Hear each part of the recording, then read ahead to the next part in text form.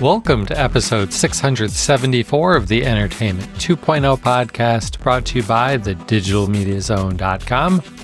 I'm Josh Pollard, and this is the show that puts you in control of your favorite movies, music, shows, and games. And quite a lot of topics for you this week. Unfortunately, we're limited on host. No Richard Gunther for you this week. Just me, but plenty of news to discuss. We have updates from Plex. They are delivering on what they promised last fall.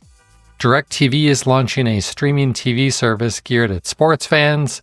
Netflix, unfortunately, after doing quite well for themselves, is raising prices on all of us. YouTube Premium is adding new experiments. Did you even know what an experiment was inside of YouTube Premium? We'll discuss that this week. Also, Xbox is adding support for gigantic hard drives, and there's a new Game Assist widget for Xbox gamers on Windows. So let's jump into it. We don't have any listener feedback, at least not via email this week. If you'd like to send us some for next week, our email address is entertainment20@thedigitalmediazone.com. And all the rest of our contact information is over in our show notes at thedigitalmediazone.com, or you can hear me rattle it all off at the end of the show. So, how about some news? Pretty much whenever Plex has news, they go first. We have a long history with Plex here, and so we'll start there this week. And the big updates, well, really, it's a few updates from Plex. So, the first one, they said last fall that they plan to increase the community aspect of Plex to basically attempt to turn it into a social media network of its own, but a social media network that's not burning to the ground like some of the more common ones. Instead, it's entirely focused on what you're watching. So what does that actually mean for Plex? It basically just means rating and reviewing the shows and the movies that you like. So that is all happening now. There's even a watch.plex.tv website that you can use to view all of this and manage all of this. From there, you can choose to make your profile public, which will allow other people to see the ratings and the reviews that you are giving to shows and movies. It can also allow people to see your watch list if you want them to. And in addition to being able to just rate and review movies, you can even comment on other people's reviews. So that's where it really starts getting into more of a social network aspect, plus being able to view other people's profiles. We've got a lot of Plex listeners out there. Let us know, is this something you're excited about, or is this something that you'll be hiding and you don't want anybody to see what it is that you're watching, and maybe you don't care what people think about the movies and shows that you are watching? So that's the social aspects of Plex. But that's not where today's announcements end. They're also bringing the new preview big screen experience to Apple TV. So if you're an Apple TV user, definitely go and check this out. It definitely looks a lot different. And by being different, it also means, again, less features. They are cleaning up the big screen experience of Plex. They're getting rid of photos. They're getting rid of music, all of that stuff. It is now focused on shows and movies. It, of course, is featuring a lot of the live TV streaming options, whether you're using your own DVR for that or using Plex's free ad-supported streaming television. We call those a fast service around here. But again, Plex is super customizable. If you don't care about live TV, you can disable those things too and cater the experience to just focus on your video library. That's not even where it all ends with Plex, though, because they are also bringing a feature that's been in beta for a while to all Plex Pass holders. So not quite all users, but if you are a paying Plex Pass holder, then you will now have the ability to use HEVC encoding. And that's basically just a newer video encoding software codec that it's just more efficient than the previous technologies that have been used before. And when we're talking about higher efficiency in a audio or video codec, what that means is the same or maybe even sometimes better picture or audio quality at the same or lower bandwidth usage. So we measure those things in kilobits per second. So you can expect an HEVC stream to consume fewer kilobits per second while giving you an equal or better picture. So if your hardware supports HEV hardware encoding, then you'll want to go and enable this if you're a Plex Pass holder, assuming that, all of your client devices also support it and stuff. But Plex is more than smart enough to figure all of this out for you. But definitely go and turn it on if you've got the capability to do so, because you'll appreciate the better image quality and the lower bandwidth usage from it. Next up, let's talk about a new service from DirecTV. We wanted to talk about this last week, but there just wasn't time to really dig into this to do the story justice. And at least one of you reached out to me on Blue Sky to ask our thoughts and opinions on it. And frankly, probably more my thoughts and opinions, because this is a sports-themed service. It is called MySports from DirecTV. And the timing of this feels awfully suspicious, with it being announced right after Venue Sports shut down. Because frankly, this sounds a whole lot like Venue Sports. So what do you get with DirecTV MySports? Well, it's more than 40 sports channels, and it's all the biggies that you're thinking of. All of the ESPNs, Fox Sports, TNT, USA, the collegiate sports networks like SEC and Big Ten. It even includes some of your local services, so your local networks, so ABC, Fox, and NBC. Although those are only available in some metro areas. And you'll notice I didn't mention CBS. They haven't secured the rights to that yet. So while they're claiming that this is a service that is going to get you access to more live TV or more live sports than all of the other services, does it really? Because if it doesn't have CBS, then you're missing out on a lot of NFL football games. And not everybody cares that much about NFL football, but more sports fans care about it than don't, at least in the United States. It is by far the most popular sport to be watched on television. So not having CBS yet, that seems like a pretty big loss. So what's it going to cost? That's the other big question here. And we know it. It's $69.99 a month. And it just seems too expensive for what it is.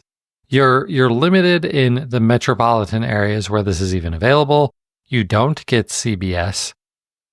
You do get almost everything else, but it's not quite everything else, because it is still just essentially limited to what we would consider cable TV channels, right? Like, it doesn't include ESPN Plus, where the online streaming service that you can use to stream tons of sports, including all of the out-of-market NHL games, tons of college football games, and lots of other sports too. Doesn't include that. Doesn't include things like NBA League Pass and things like that. But you do get the NBA Network, but that's not the same. So is the $70 really worth it? I'm kind of having a hard time justifying this. like you, for one thing, have to be all in on sports because it doesn't get you anything else. So this is $70 a month. If you were to subscribe to regular DirecTV Stream, it's $87 a month and gets you most of this, not everything, but most of it. But if you really care about some of those more niche sports networks, then those are going to be add-ons to your DirecTV Stream service. So what are your other options? Well, YouTube TV has most of this at $83 a month. Hulu, kind of the similar boat. That's Hulu with live TV at $83 a month. I still think Sling, like if you're looking to get the most sports for the least amount of money, I think Sling is the way to go. If you're really only interested in the ESPN networks, then you can get Sling Orange for $45 a month, basically. If you need the other things, especially like if you need Fox and some of the NBC properties like USA and other things like TNT, although importantly, TNT doesn't have the NBA license anymore, then you can get Sling Orange Plus Blue, so it's basically everything they offer, for $61 a month. And if you do need some of those more niche type services, then they do have a sports extra service. It's $11 a month. It gets you NFL Red Zone, the Big Ten Network, Fox Sports 2, golf, NHL, NBA, and MLB channels. But at that point, you are more than the cost of DirecTV MySports. But you're getting so much more because you're also getting all of the live news channels and all of the kids channels and sci-fi and like basically everything from a regular cable type service. So I don't see this MySports service really taking off. Now, will it be a better user experience than Sling? Probably. Like Sling's experience isn't the greatest, but it's cheaper and you get more. So I think at the end of the day, Sling is probably still the winner. It's worth investigating Fubo, although it's going to be even more expensive. But Fubo started with sports. And so that's what they've been doing for 10 years now. And Fubo includes the regional sports networks, at least in some of their packages. Fubo Pro basically includes everything that we just talked about on the other providers, but it also includes the regional sports networks. So if those matter to you, then that might be the best option. But that tier is $80 a month. So none of these are going to be cheap. At the end of the day, if you want to watch live sports, it is still complicated. It's still expensive. And you're going to have to hunt and pick for what you want. If you want football, well, ESPN still really matters. Like that's the problem. ESPN really matters if you want football and basketball. Football, and when I say football, I mean college and NFL because Monday Night Football is on ESPN. But the NFL is all over the place now. You've got your Sunday games on CBS, Fox, and NBC. You've got Thursday night games on Amazon Prime. You've now got Christmas games on Netflix. Like it's just expanding all over the place. So football makes it complicated. And for some of these more niche sports, then maybe look at their own standalone services. There's NBA League Pass. There's an MLB service. NHL is all on ESPN Plus, which is probably the cheapest out of all of these because ESPN Plus is like $12 a month. That's just the world that we continue to live in. And unfortunately, MySports from DirecTV, I don't think it greatly simplifies any of this unless you're really looking for a bunch of options and you definitely don't care about anything other than sports. If you do, this isn't the option for you, and you should look at one of the more mainstream offerings from Sling or the regular DirecTV one or YouTube TV or Hulu. I just mentioned that Netflix had some NFL games on Christmas Day, and that did well for them. You know what else did well for them? Squid Game 2, and the Jake Paul-Mike Tyson fight, and their movie Carry On. All of those things led to Q4 being a really, really good quarter for Netflix in terms of subscriptions and revenue and profits, all up year over year. That's great news for Netflix. None of that really matters that much to you.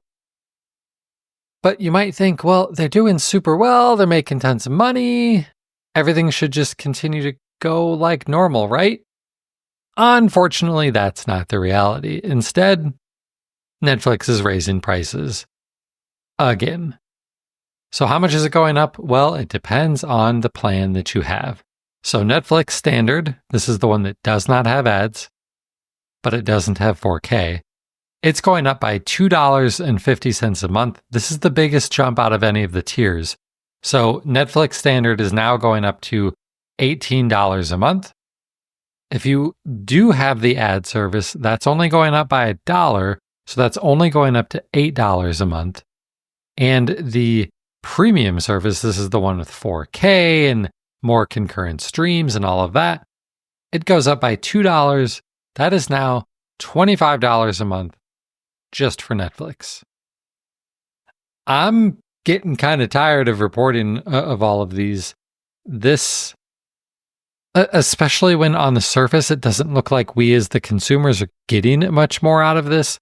I'm sure that part of this is the increased cost of licensing content, like those NFL games. It is for sure partly due to the increasing cost of producing their own content, like Squid Games. But man, it just seems like this stuff is constantly going up over and over and over again. So again, my big tip for all of you out there is to remember, just because you have a service doesn't mean you have to have it all the time. If the cost of all of these services is getting to be too much for you, then what I recommend is scale back. Pick some shows that you want to watch on a service and subscribe to that service for a month or two, or however long it takes you to watch those shows, and then cancel it and switch to something else. If you had Netflix in December for Squid Game and the NFL matchups, and now you really want to watch Silo and Severance, then cancel Netflix, sign up for Apple TV Plus, and watch those instead and save yourself some money. That's the big important thing with these streaming subscription services. They'll keep charging you, hoping that you'll forget that you're paying for it. So if you can stay on top of what things you're subscribed to and just turn them off for a little bit, it's pretty likely your family won't even notice if you turn a couple of them off, as long as it's not like their favorite services.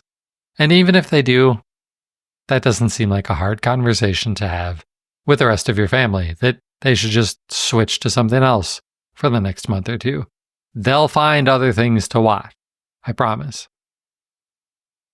So next up, let's talk about YouTube Premium.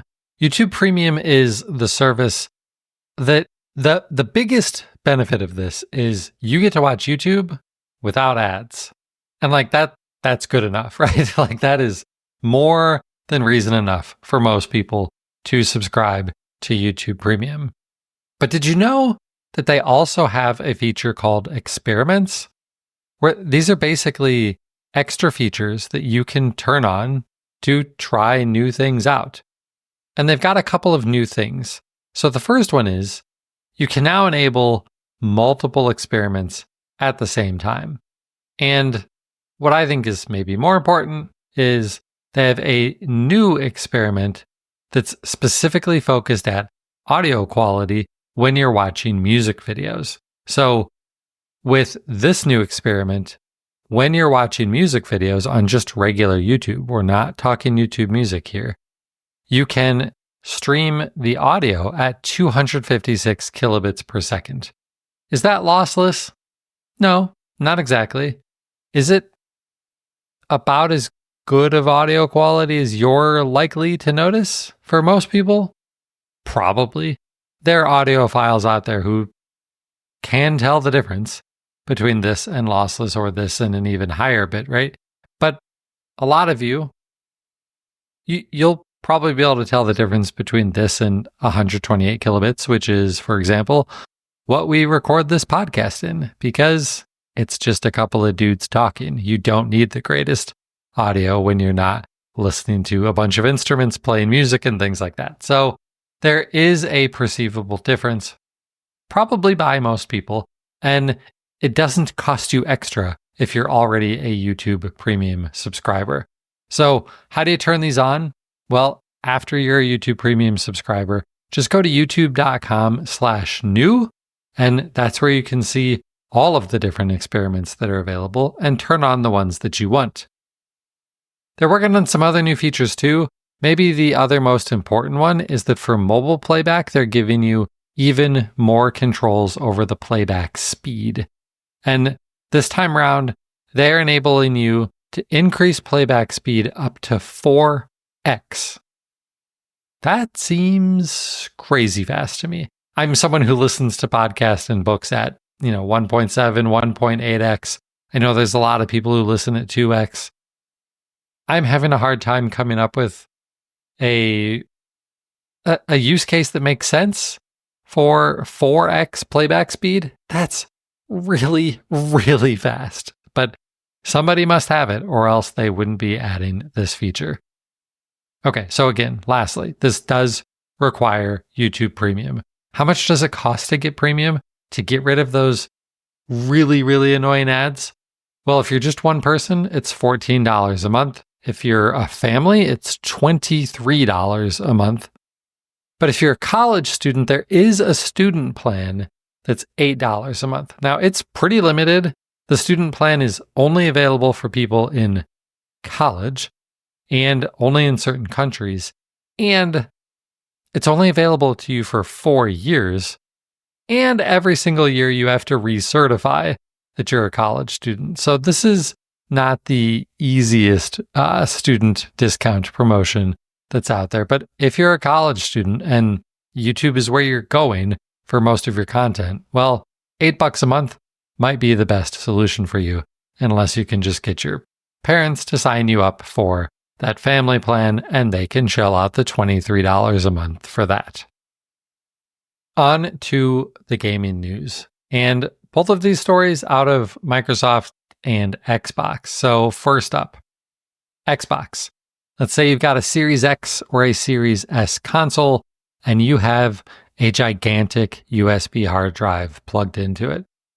And maybe you have a really gigantic hard drive, but maybe you're not getting to fully utilize it. Because did you know that the Xbox Series X and Series S consoles are limited in how much capacity they can support in a USB connected hard drive? They are, that limit, 16 terabytes. On the surface, my initial gut reaction was, who in the world needs 16 terabytes of storage on their Xbox? But then I thought about you, the listeners, and I am constantly amazed at the size of the libraries of your media collections out there. Over the years, over the more than 10 years, 15 years of doing this show, I have met folks who listen to the show that have dozens and dozens, at this point, probably over 100 terabytes of storage for movies and shows and music and things like that. And games are enormous. They're really, really big. Call of Duty Black Ops 6, if you install everything, you're looking at close to 300 gigabytes of storage. So maybe I needed to reconsider that. Yeah, maybe people do need this much storage on their attached drives. So right now, they're testing this functionality for users in the alpha skip ahead ring. So it's basically like the most hardcore beta testing ring that you can be on. with your Xbox. And what it does is allows bigger drives. If you've got a 24 terabyte drive, and we're talking single drives here, folks, there's nothing preventing you from having 4 8 terabyte drives hooked up to your Xbox at one time. But if you want a 24 terabyte drive hooked up to your Xbox and you want to use it all, now, sort of, you can do that. I say sort of because there actually is a bug. Well, actually, let's take one more step back. So previously, you could hook up a 24 terabyte drive to your Xbox, but it would just only recognize 16 terabytes. And this update, it does allow you to use more, but it still requires you to partition that drive because there will still be a limit of 16 terabytes per partition. So if you have a 24 terabyte hard drive, you could do a 16 terabyte partition and an 8 terabyte partition, but you can't have one single 24 terabyte partition. There are 2 big downsides to this right now. Remember, this is in the early beta tester program, so we kind of expect some issues. The first one is, let's say you've got one of these 24 terabyte drives and you've already formatted it to have 16 terabytes available to you. Well, if you want to use this new functionality, you've got to reformat it and repartition it, which means erasing everything that's on that hard drive. Woof. That means transferring a lot of stuff if you're trying to back it up somewhere else. That's going to take you a little while. The other problem is, it sounds like this doesn't actually work correctly just yet, which is really weird. Like, why even roll this out if the formatting part doesn't really work? But it doesn't. So again, follow the links in the show notes. Maybe they've already got this fixed. And if not, I'm sure they will be fixing it quickly. But again, this is alpha skip ahead ring. This is not, if you don't know what alpha skip ahead ring is, this doesn't impact you yet because it's not on your normal run of the mill. You just went to Best Buy and bought an Xbox yet. You have to manually sign up for the service to tell Microsoft that you want your Xbox to run experimental software on it. But it does mean that assuming they get the kinks ironed out, this will be available to everybody else soon. Usually by the time they hit alpha skip ahead, they're only a few weeks away. But we'll see how long it takes them to iron out those remaining bugs. The other gaming story, well, Microsoft is rolling out a new feature for people gaming on a Windows PC because Windows has this cool thing called the Xbox Game Bar. The shortcut key for it is Windows key plus G. Think Game Bar, that's why it's G. And when you do that, it's going to bring up overlays that are super customizable for all sorts of things that you might be interested in seeing while you're playing a game on your PC. You can view your Xbox friends list and messages. There's audio mixer options. There's screen recording and screenshot capabilities in there. There's a screen for showing like your frames per second and your other performance metrics on your computer. But they've had this ability to have third-party widgets in the game bar also, and they made their own. And this one is called Game Assist. You actually enable this through Microsoft Edge. You have to go into the Microsoft Edge settings and then just search for Game Assist. You'll find it in the settings and enable it and open it from there. And what does it do? Well, it basically gives you a small sidebar web browser that is able to know what you're playing and suggest content for you that you might want to be looking at while you're playing. I gave this a test with Diablo 4, and it was actually pretty smart. There were sections, some of the first few options were links to the official Diablo 4 walkthrough from IGN. There was another section that were build guides for how to build different character classes. There was a section for YouTube videos related to Diablo 4. There's a lot, and it's all context aware. So I think this is pretty cool. There's going to be haters out there. Steam has a similar service, and maybe Steam's is better because it's been out longer, but this is the type of feature that Xbox is getting really focused on because they're going to eventually, if they aren't already, they will start really focusing on like the co-pilot type abilities of this. They will tell you that it's using AI to be context aware about what you're playing. And it has a lot of potential, I think. So I didn't get to dig into it too much. I was just trying it out tonight before recording. But if you're a PC gamer, check this out. Like if you're achievement hunting, it's going to make that way easier. There are a lot of great potential use cases for this. So give it a try and then let us know what you think.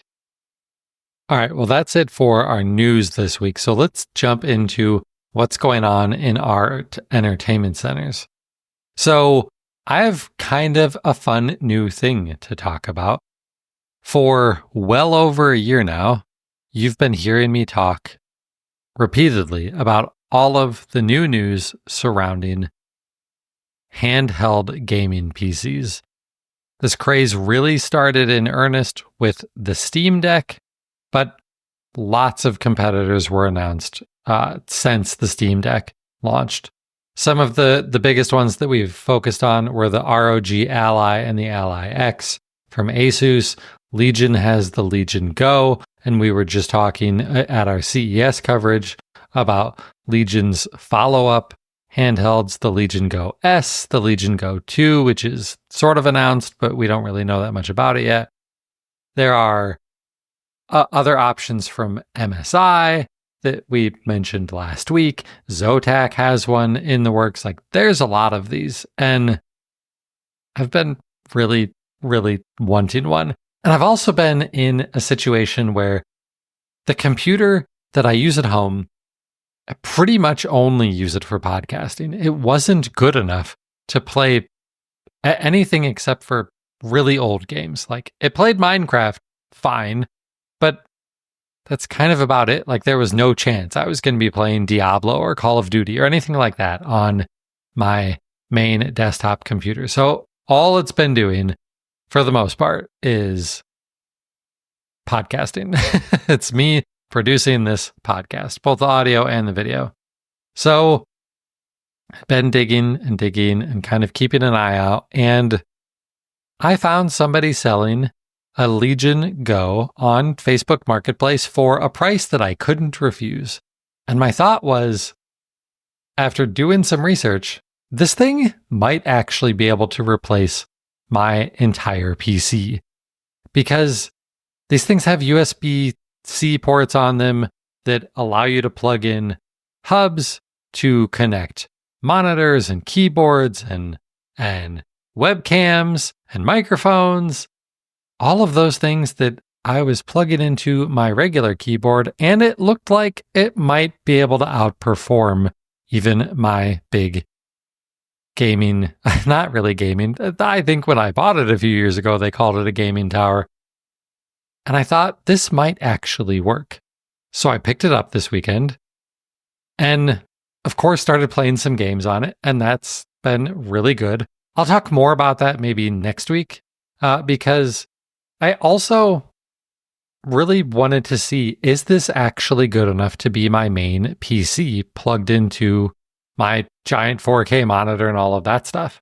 And I've got really good news for you. I'm recording this podcast on my Legion Go, including the video, including the audio production, including the video production.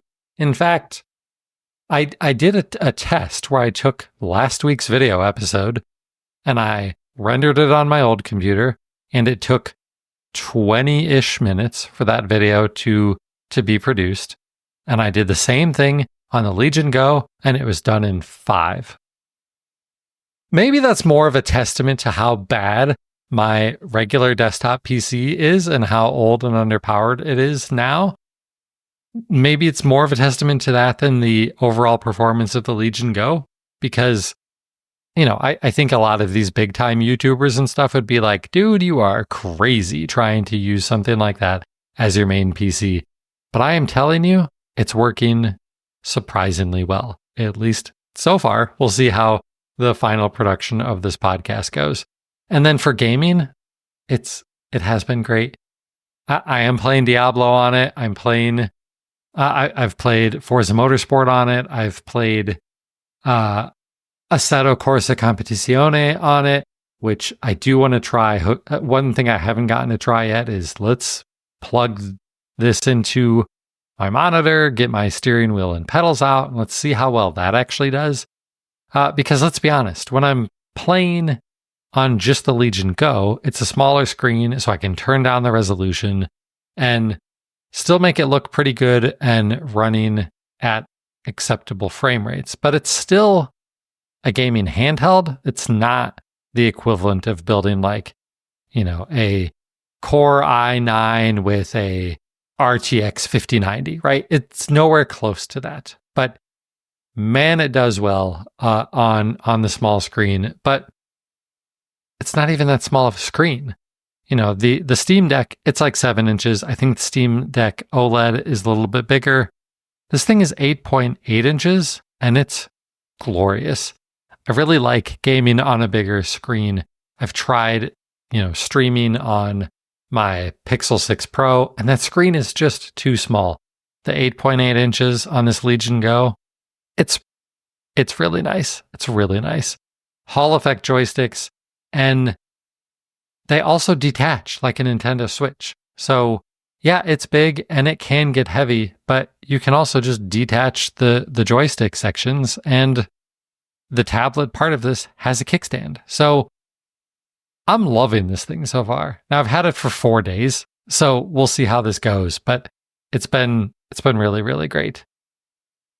So that's Legion Go. What else have I been playing and watching? I mentioned Diablo a couple of times already. Played some Marvel Rivals on Xbox. Same with Call of Duty with some of my friends.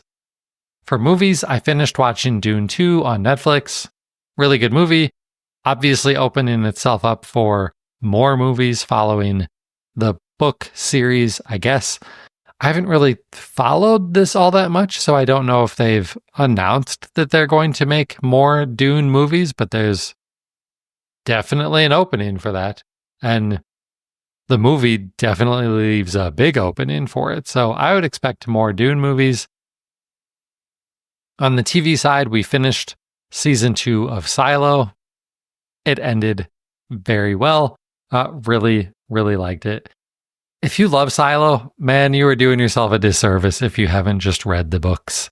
They're really great books to complement a really good show on Apple TV Plus.